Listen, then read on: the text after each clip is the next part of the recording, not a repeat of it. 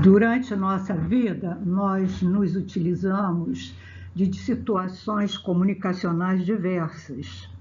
Basta perceber, durante um único dia, nós poderemos estar envolvidos em diferentes contextos e ambientes que exigem de nós um comportamento linguístico específico.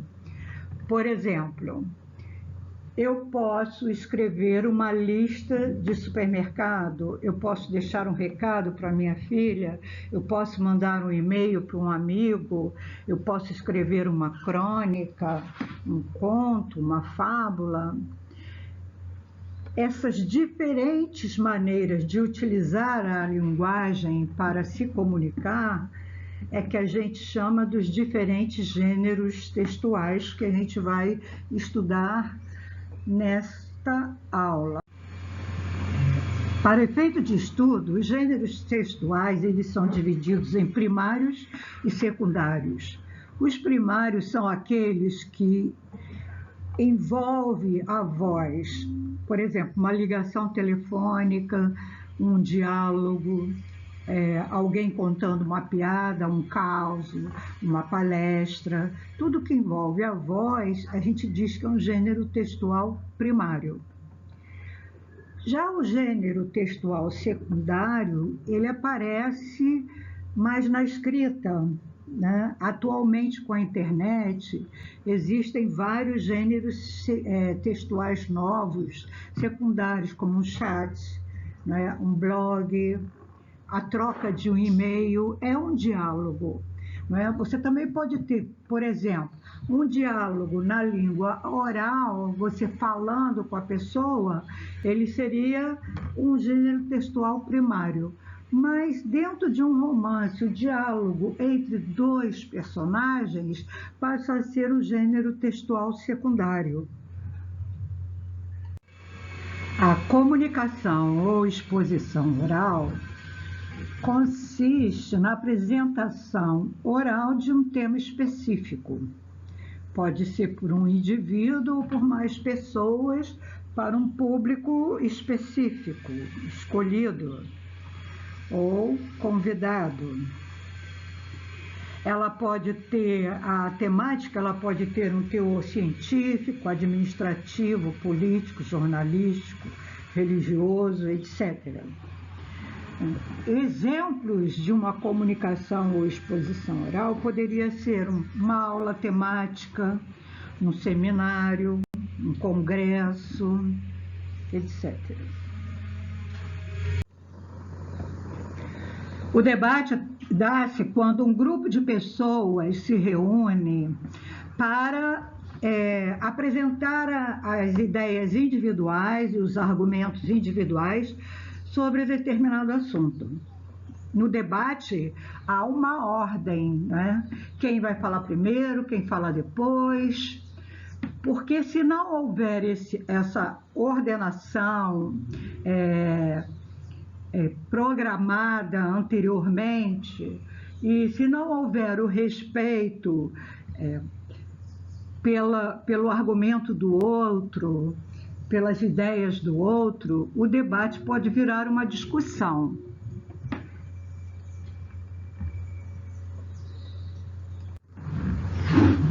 A conferência e a palestra, em síntese, têm as mesmas características. Uma pessoa ou várias pessoas são convidadas por uma ou contratadas por uma determinada instituição para expor o seu conhecimento técnico-científico sobre determinado assunto. A diferença é mínima, é que a conferência ela dá-se num determinado local para um público maior, não é? Já a palestra, ela pode acontecer num ambiente diversificado, onde em cada ambiente vai acontecer uma palestra diferente. E o público escolhe aquela palestra que deseja ouvir. Lógico que o público será menor, né? Porque vai ser espalhado por um determinado ambiente, do que na conferência, que ele é mais concentrado em um determinado local.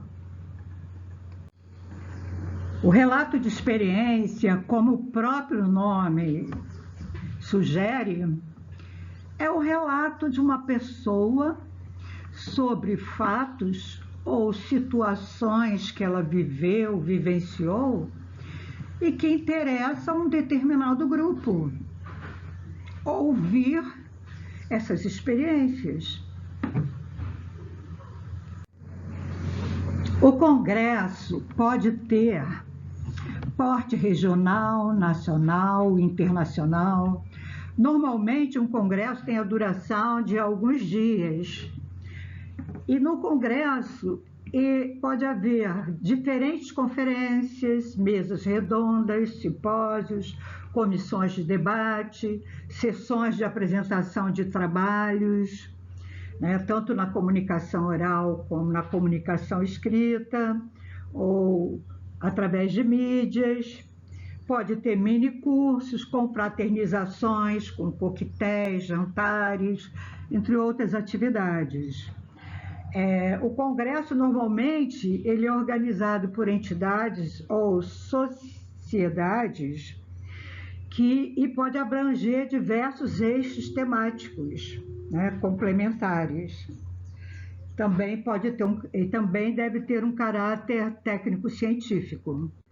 Workshop ou oficina acontece quando há uma exposição oral sobre determinado assunto, mas que ela deve ser seguida de uma demonstração que possibilite o público praticar aquilo que foi exposto oralmente, para que este público adquira mais experiência sobre o assunto abordado. Os seminários são reuniões com apresentações orais sobre um tema central que é dividido em subtemas. Esses subtemas serão expostos por membros do grupo de estudo. Após a exposição, é realizado um debate sobre o assunto abordado e cada um vai demonstrar o que aprendeu, o que aproveitou dos temas, dos subtemas que foram discutidos. A entrevista é um gênero textual basicamente oral, mas também pode ser escrita. Ela é bem versátil, ela pode aparecer em diferentes meios de comunicação, jornal, revista, televisão, sites. A entrevista nada mais é do que uma interação entre os interlocutores, o entrevistador e o entrevistado. Com que objetivo? Que o entrevistado fale sobre suas experiências e conhecimentos acerca de um determinado assunto. Os gêneros textuais impressos, eles são inúmeros. Eles estão presentes nos mais variados tipos de discurso. Pode ser religioso, jornalístico, publicitário, cotidiano, escolar, etc. Nesta aula, nós vamos conhecer algumas características básicas desses gêneros textuais impressos, mas somente daqueles que circulam com mais frequência na sociedade e no contexto didático-pedagógico.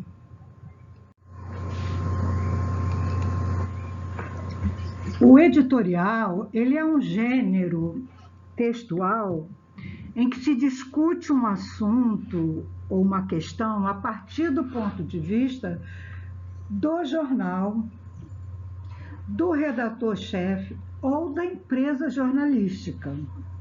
Normalmente, ele não é assinado e é geralmente o primeiro texto da contracapa do jornal. A notícia e a reportagem é um relato ou uma narrativa de fatos, acontecimentos, informações recentes e atuais, informações do cotidiano que podem ocorrer no campo, na cidade, no país, no mundo, desde que elas tenham grande importância para a comunidade e o público leitor.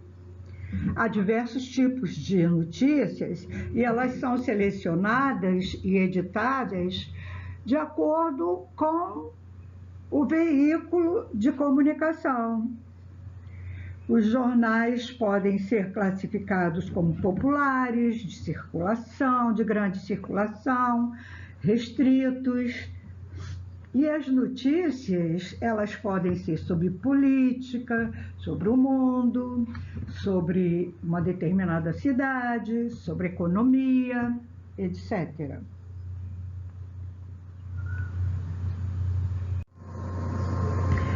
A crônica jornalística, ela é uma narrativa curta. Ela apresenta fatos do cotidiano. E ela difere da notícia, que a notícia ela é real, ela tem que ser real. A crônica jornalística ela pode ser real ou fictícia. A escrita da crônica ela não tem muita complexidade, ela pode ser compreendida por qualquer pessoa. A crônica jornalística ela é bastante comum, principalmente nos veículos de comunicação, como jornal impresso, revistas, etc. Ela pode obedecer uma ordem cronológica, o cronista conta os fatos obedecendo essa ordem cronológica, que pode ser crescente ou decrescente, ou ela pode obedecer uma ordem psicológica, que é aquela ordem que o autor escreve lembranças, não obedece nenhuma ordem cronológica. Ele se lembra de fatos e vai narrando esses fatos à medida que eles vêm à memória.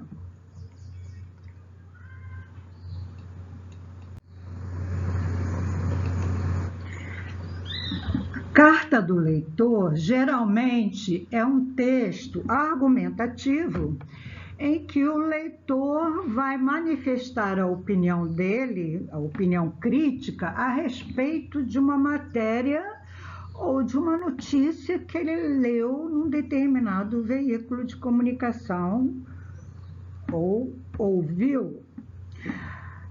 Ele também pode expressar a sua opinião sobre um determinado assunto.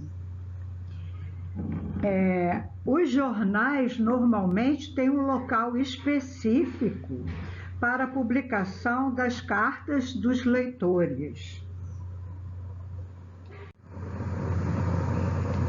As tirinhas, elas estão presentes em quase todos os jornais impressos, em algumas revistas, em histórias em quadrinhos, e elas normalmente são 3 ou 4 quadros, né, que utilizam os textos chamados sincréticos. O que são textos sincréticos? São textos que utilizam a linguagem verbal, que é a língua escrita, e a linguagem não verbal, que é a imagem. Por quê? Porque nas tiras, só a imagem ela não consegue transmitir o que o autor deseja expressar. Ele necessita da linguagem verbal, da linguagem escrita, para que faça sentido. As tirinhas, elas se diferem das charges. Eu vou falar sobre charges a seguir.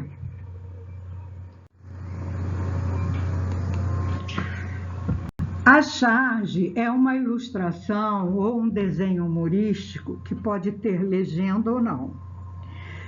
Ela tem por finalidade satirizar, criticar algum acontecimento do momento, né?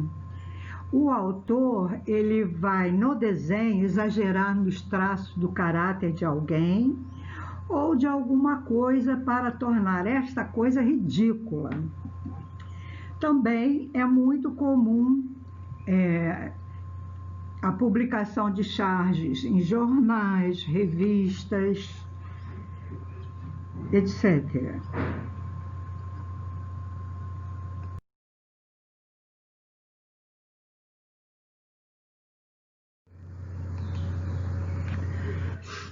O anúncio publicitário, ele tem por objetivo, o enunciante, o emissor da mensagem tem por objetivo convencer o telespectador, o receptor da mensagem, sobre a qualidade de um determinado produto, com o intuito de convencê-lo a adquiri-lo.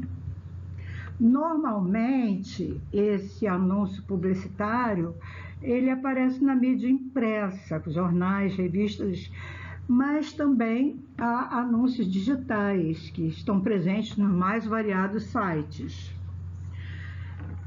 Há jornais, inclusive, que têm um caderno chamado de classificados, onde aparecem vários anúncios publicitários tentando vender motos, carros, apartamentos, etc.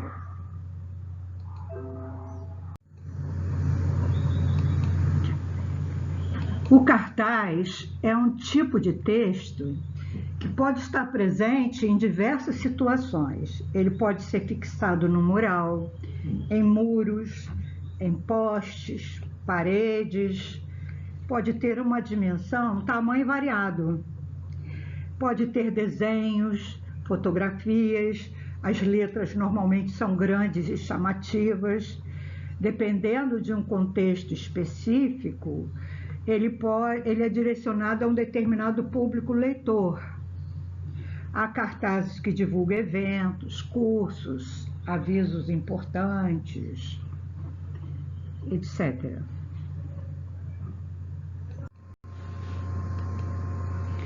O panfleto, normalmente ele é impresso em folha avulsa, né?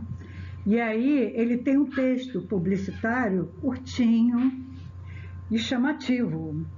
Normalmente ele é distribuído corpo a corpo, assim, nas ruas, ou ele é deixado em locais de grande circulação para que as pessoas peguem, levem e leiam em casa, no trânsito.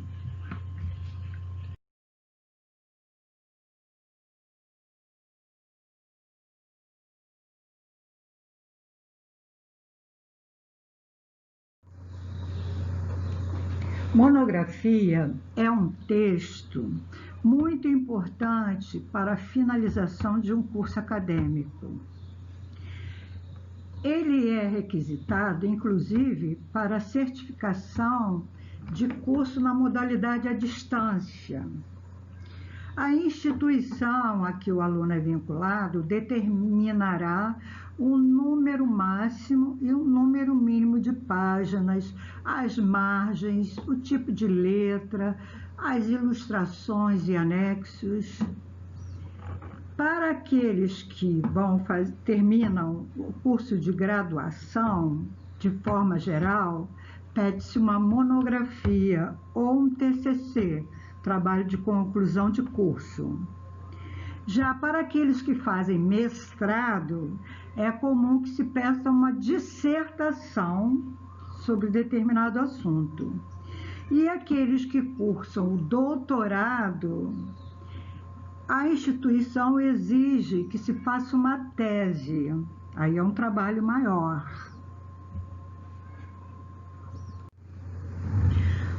O resumo, ele é muito utilizado em contextos pedagógicos, né, nas escolas. O que é um resumo? É um texto breve, né, que vai destacar as partes mais relevantes de um livro, de um filme ou de um material qualquer. A linguagem do resumo, ela deve ser bem sucinta, bem resumida e coerente. A resenha também é um texto curto, deve ter no máximo 2 páginas. Nesse tipo de texto, você deve fazer um comentário crítico sobre um determinado bem cultural. Na sua resenha, você deve deixar claro se indica ou não a leitura ou a apreciação da obra. Você pode fazer a resenha de um livro, de um filme, de um teatro, de uma biografia.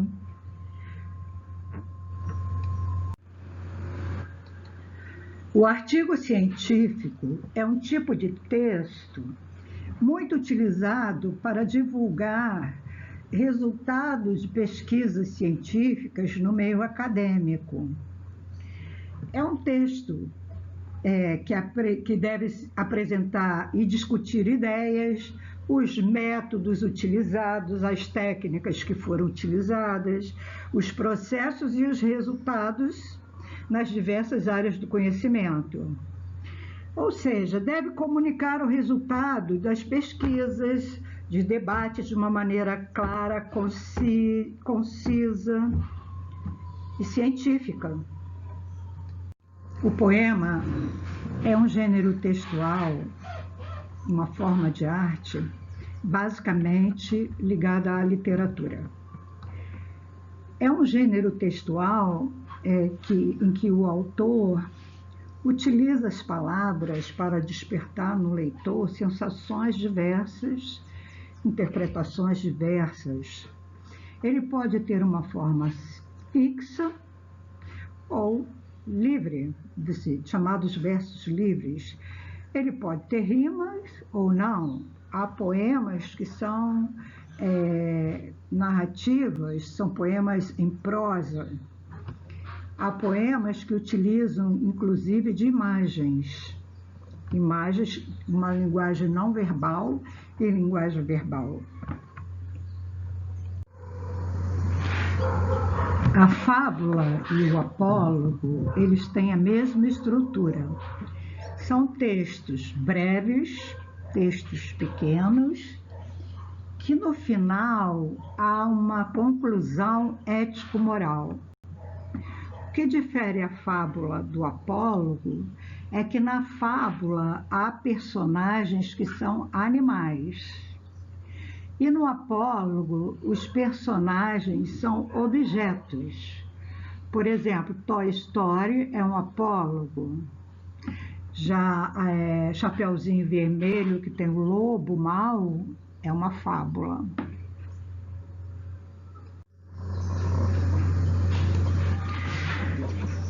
Como eu disse anteriormente, a crônica ela pode ser jornalística ou literária. A crônica jornalística, ela difere da notícia. Por quê? Porque ela procura relatar os fatos, a notícia relata os fatos que acontecem. A crônica analisa esses fatos. A crônica vai dar aos fatos um colorido emocional, vai mostrar ao leitor uma situação comum vista por um outro ângulo, sob um outro ponto de vista.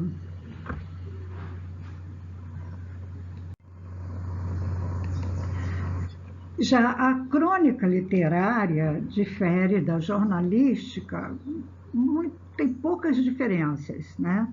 Também é um texto, normalmente obedecendo uma ordem cronológica, narra uma sequência de fatos, né? É um texto também narrativo, lógico, e só que na crônica literária ela utiliza de muito sentimentalismo, nostalgia, um tom mais dramático e melancólico que a crônica jornalística. O conto conto é uma narrativa curta, que tem apenas uma trama, pouquíssimos personagens, um ou dois personagens.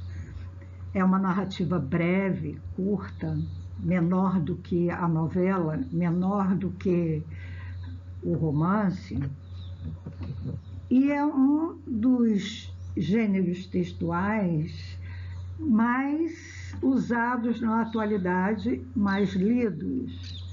Por ser breve, pode ser publicado na mídia, em diferentes veículos de comunicação.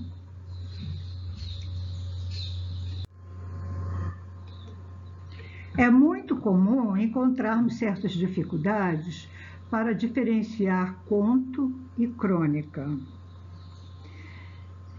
Bom, o conto, como nós já dissemos, é uma narrativa curta, a crônica também.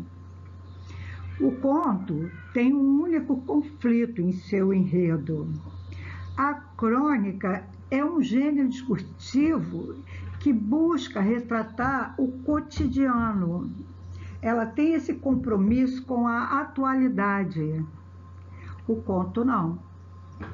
Então, eu posso ler hoje um conto que o enredo se passa em 1940. A crônica não. A crônica, ela vai narrar algum fato da atualidade, o mais atual possível.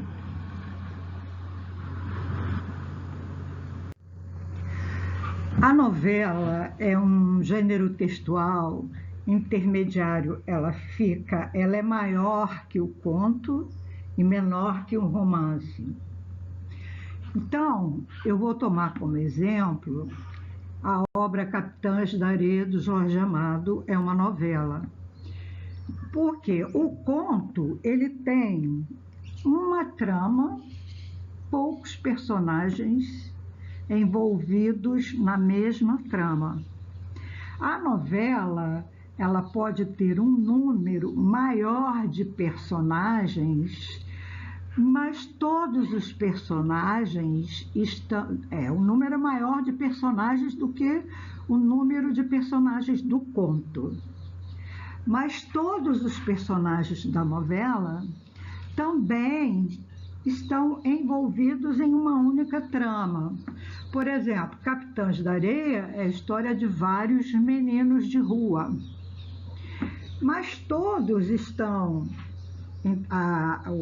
A vida de cada um está entrelaçada com a dos outros.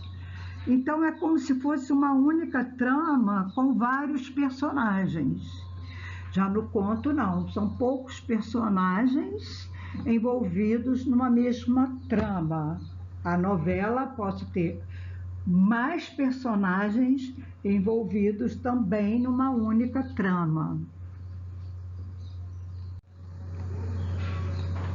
O romance é um gênero textual da literatura que seria, assim, a obra mais completa, né? Aquela que normalmente vai ter um maior número de páginas, porque é a obra que ela é maior que a novela, que é maior, por sua vez, que o conto.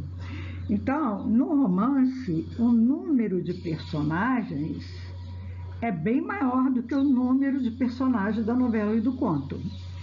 Sendo que esses personagens, eles, cada um com o seu conflito, então são vários conflitos dentro da narrativa, e aí a leitura ela é mais complexa, porque são vários conflitos, né, envoltos no mesmo enredo.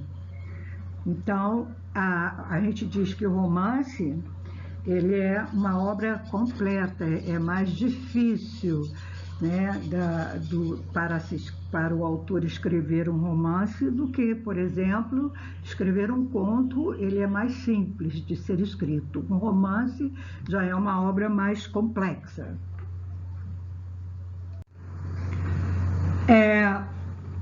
Há um detalhe que tenho que ressaltar em relação à palavra romance. Quando eu digo ao aluno que ele vai ler um romance, normalmente ele diz assim: eu odeio coisas românticas. Eu quero deixar claro que romance é a estrutura da obra. Romance nada tem a ver com romântico. Eu posso ter um conto que é uma ficção científica, que é um drama, que é uma comédia. Eu posso ter uma novela que é uma ficção científica, um drama, uma comédia, um suspense. Eu posso ter um romance que é romântico, que é uma ficção científica, que é um drama, que é uma comédia, que é um suspense. A biografia é um registro escrito da narração de fatos particulares das várias fases da vida de uma pessoa, o personagem. Ela pode ser publicada em livros, revistas, qualquer outra publicação impressa. Ela normalmente é organizada a partir de uma ordem cronológica.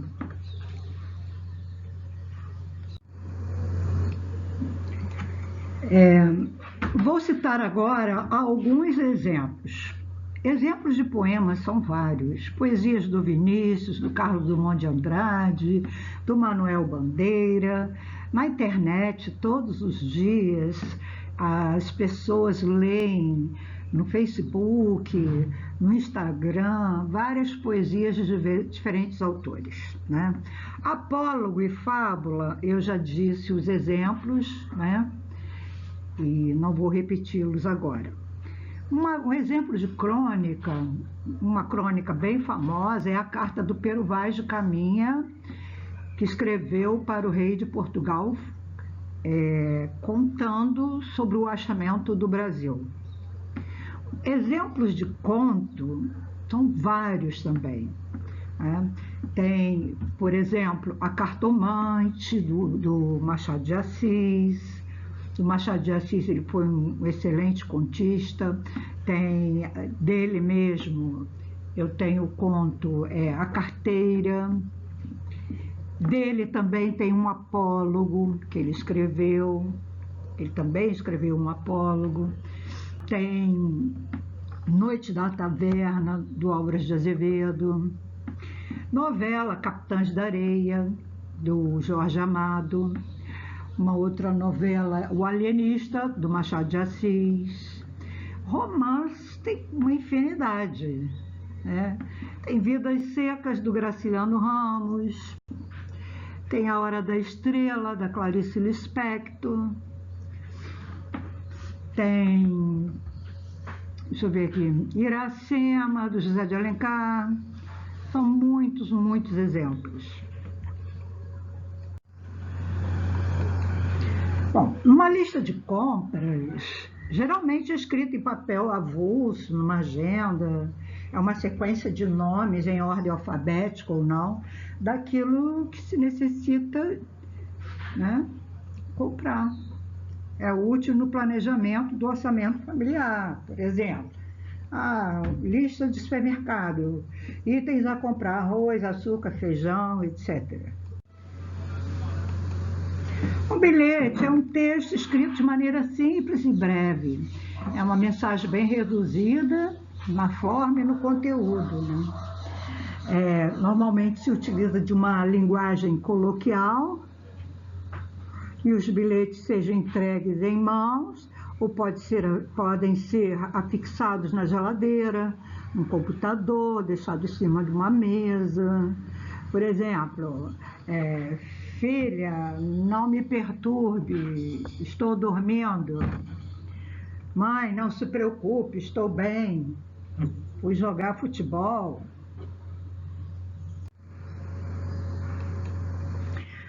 Existe uma infinidade de tipos de cartas. Tem cartas comerciais, cartas de solicitação, cartas de amor, cartas de habilitação. A carta, ela tem uma estrutura comum, ou seja, na carta deve constar a cidade, a data, a saudação inicial para o destinatário, o corpo da carta, que é o conteúdo em si, uma despedida e a assinatura do remetente. A carta pressupõe uso de envelope, geralmente é enviada pelo correio. No Brasil, há cartas famosas, por exemplo, a carta do testamento de Getúlio Vargas ao povo brasileiro antes de se suicidar. O convite é um gênero textual impresso que solicita a presença ou a participação de alguém em algum evento social, esportivo, literário, artísticos. Ele tem a mais variada forma e ele pode ser impresso nos mais variados tipos de papel, com variação de tamanho e cor das letras.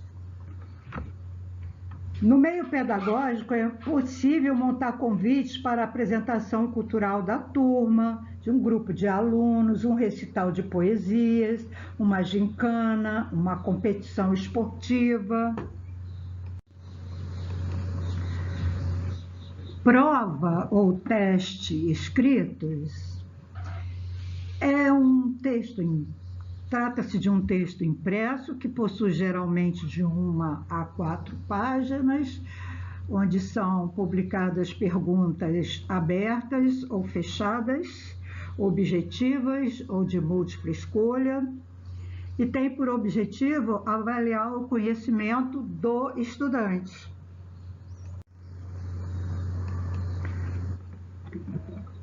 A apostila é uma espécie de caderno com a seleção de material didático específico a partir de uma disciplina ou de um programa de curso.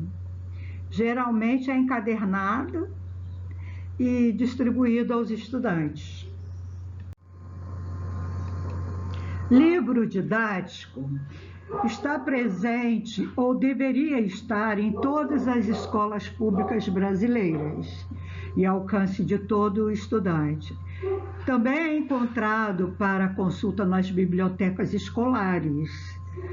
Os livros didáticos geralmente são publicados a partir das disciplinas ou séries escolares.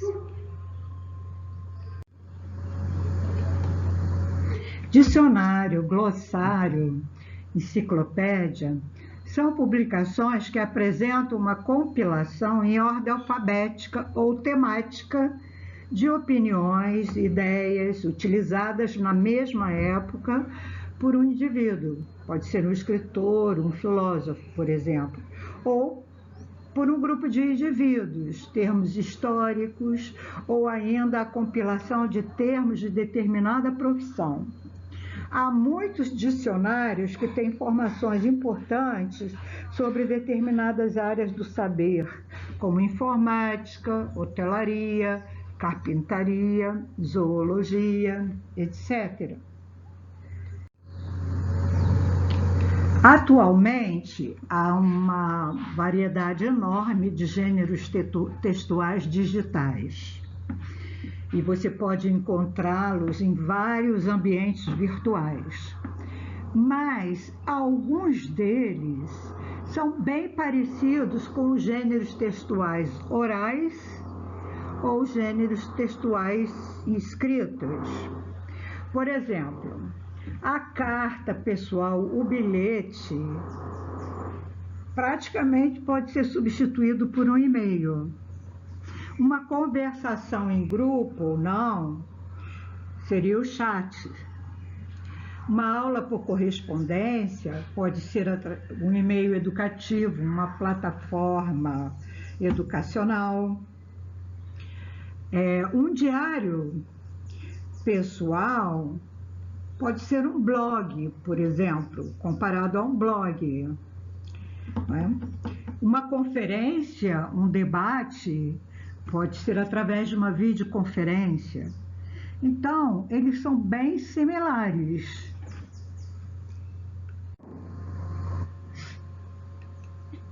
O chat é uma conversa informal realizada através do computador em tempo real e que é possibilitada pelo uso da internet. A escrita no chat, ela pode ter abreviações para que os usuários consigam teclar mais rápido e até mesmo com mais de uma pessoa ao mesmo tempo. Nela também pode ser utilizada a linguagem não verbal, né? Então, imagens, fotografias, etc.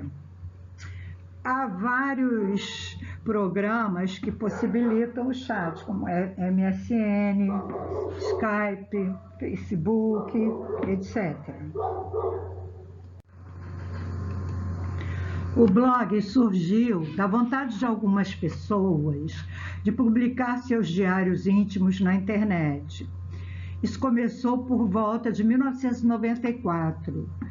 Logo depois surgiram os weblogs, né, que é um diário de bordo de navegadores. Atualmente é muito fácil criar um blog. Muitos sites oferecem esse recurso. Para isso, basta fazer um cadastro que inclui dados como e-mail, perfil do usuário, etc. Uma das páginas que possui tal serviço é o blogspot.com. Pedagogicamente, um blog de uma turma, por exemplo, ou sobre o interesse comum dos alunos é muito interessante e pode ser um excelente recurso didático.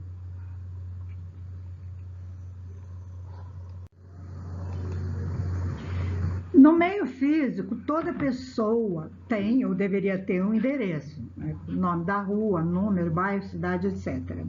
No meio virtual, o e-mail é o endereço virtual de uma pessoa, de uma empresa, através de cadastro em alguns sites que oferecem esse serviço. É possível editar a mensagem de e-mail com diferentes fontes, anexar fotos, vídeos, etc.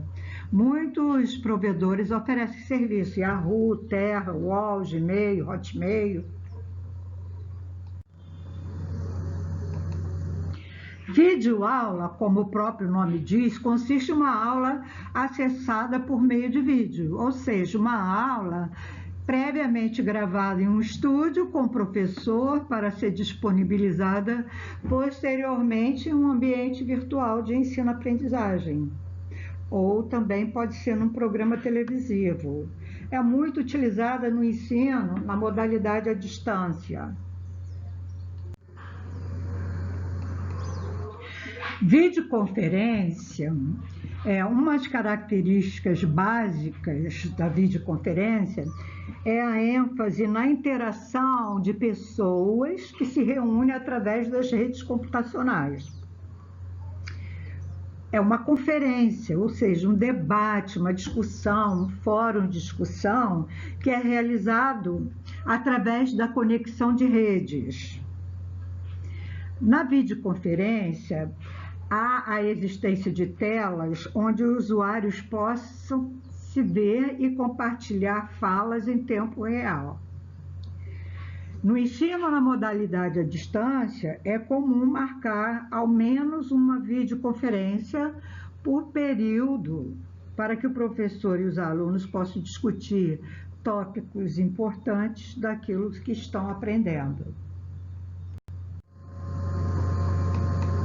Webpágina digital são jornais, revistas, livros que são impressos e que atualmente estão em formatos digitais.